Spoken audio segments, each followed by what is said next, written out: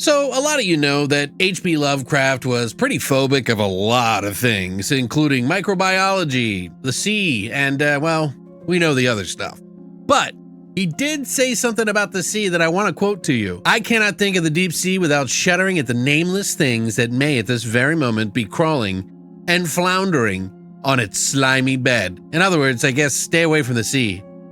And these people in this movie, well, they didn't take that warning, and, well, it doesn't end well for them. Let's just put it that way.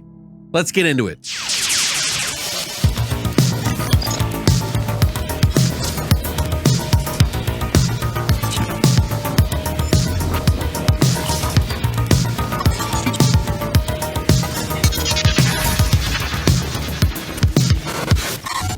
What's up, guys, and welcome back to Beyond the Void Horror Podcast. My name is Alex, and today we're going to be doing another FrightFest film that has premiered at FrightFest London, and it's called The Dæmon, I think. See, the name Dæmon, D-A-E, sort of M-O-N, is kind of an old Greek name that they used to use, and believe it or not, it's actually not always a demon. It actually means godly and a bunch of other things. Anyway, this movie is a Lovecraft film that you might be interested in. It just premiered on the 23rd in FrightFest, and I got to check it out. So I'm going to do a spoiler-free review of it for you. I don't know the dates of when this is going to be coming out yet, because a lot of festivals, what they do is they will purchase movies or they'll find distributors at these festivals. As soon as I find out, I'll let you know on the socials. But let's get into it. So what is The Dæmon all about anyway? Well, it's essentially about a man that is haunted by the unalivement of his own father. His father basically took his own life, and Tom, the son, abandons his wife and seeks refuge at a lakeside cottage where his father met the tragic end. And there he is tormented with memories of his childhood that resurface and are connected to an ancient, mystifying force lurking beneath the lake's depths, driving Tom into madness. Now, this is written and directed by two people. In fact, this is their first feature film. It's their passion project, as they've called it. They both work together on this as a writer and a director. It's Matt Davino, who is also an editor and a cinematographer. And we also have David Michael Yohe, who is a producer and a director as well. And they've done a lot of shorts and things, but never a feature film. This is their first foray, and I have to applaud them for choosing Lovecraft. They are quoted as saying, "The Dæmon is a reflection of our own fears, an exploration of the profound connection between past and present, and the acknowledgement in the face of cosmic forces. Hope may not be enough to save us." Now, I personally wanted to see this movie for the obvious. I'm a huge Lovecraft fan, and there are different versions of Lovecraft that people kind of interpret. There is sort of the stereo instructions version, which is very scientific and kind of on the nose. And then there's kind of like the wilder ones that sort of take liberty with some of the material and kind of go their own way. There's just a lot of outcomes that could happen in a Lovecraft story that people are making into their own. I mean, this is a lake that they're by, and you can assume that this has to do with some under the sea fellows, maybe, perhaps. But yeah, I enjoyed this film, but it took me a while to get there. This is a very tough film for me to score, because the beginning of the movie, there's a couple of different characters. It starts off a little too slow and a little too confusing for me to really kind of relate to the characters. And it does pick up and eventually become pretty awesome by the end of the movie, where the lion's share of all the stuff really happens. And that's when we get into practical effects, CGI, and a myriad of stuff, but they do use practical, and it is pretty awesome. There's a couple of things in the movie that I was like, holy shit, that's a pretty awesome little fucking scene right there. And I really enjoyed the end. I really felt like it made the movie, but I feel like this movie needed more of that in the beginning. And that may just be my particular taste. I don't know. But what I find when I see these movies that kind of traipse you through these mysteries of the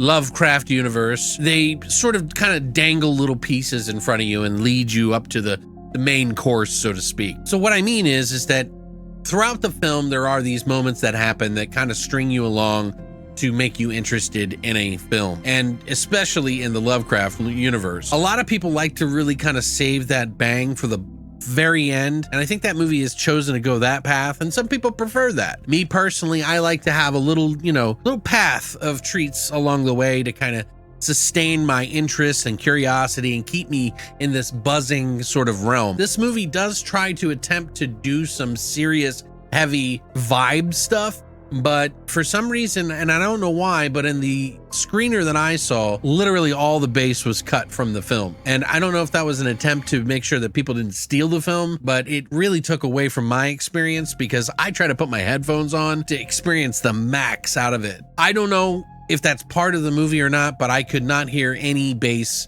in the film whatsoever. And I feel like when you're working with a movie that is very vibe centric, like this movie was trying to, then it's important that you have those elements of sound in there to kind of push you along. And I'm only explaining that this was not present in the film because I want to be fair about my assessment of this movie, because perhaps if I had had that moment in the earlier part of the film, it would have boosted my experience more than what I got from this film at present. Moving forward, the characters in this film are a little dry. Some of the performances are a little stiff, but it wasn't bad. By the time the end came around, there's a pretty solid 20 minutes of freaking awesome stuff that happens at the end of this movie. But I have to look at the whole film, like it is good, and I do appreciate what they did with it. And I definitely appreciate anybody trying to attempt to do some sort of Lovecraft, which is not easy. But overall, I think I was a little distracted by some of the acting in it. It's not terrible. I was just kind of hung up on some of the dialogue maybe and some of the reactions to people. It felt like it kind of lingered a little too long for me, but that's just me being a little picky. By the end of the movie, it felt like a little too late. I did appreciate it. It did boost the score quite a bit by the end of the movie, but I really feel like we could have had some of those moments earlier on that really would have kind of carried the film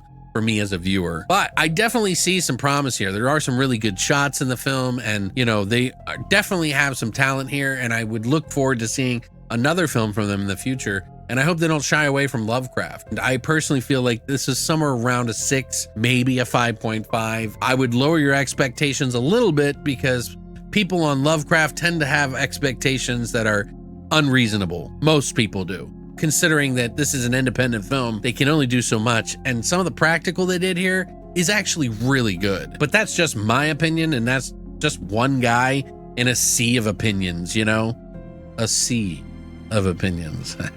Just shoot him in the head. Yeah, shoot him in the head. Anyway, thank you, FrightFest, for letting me watch this movie. Thank you, the Dæmon and the crew and everybody. Congratulations on the premiere, of course. I look forward to seeing what you got in the future. What do you guys think, though? Do you like Lovecraft? Would you watch a movie like this? Do you like him slow? Do you like him funny? How do you like your Lovecraft? I would love to hear that in the comment section down below. I've included the trailer, so check that out and give it a whirl. It should be out sometime in the near future. I haven't gotten word on when the release date is, but keep an eye out. I'll try to let you know on the socials. But thanks for coming by, and as always, long live the void.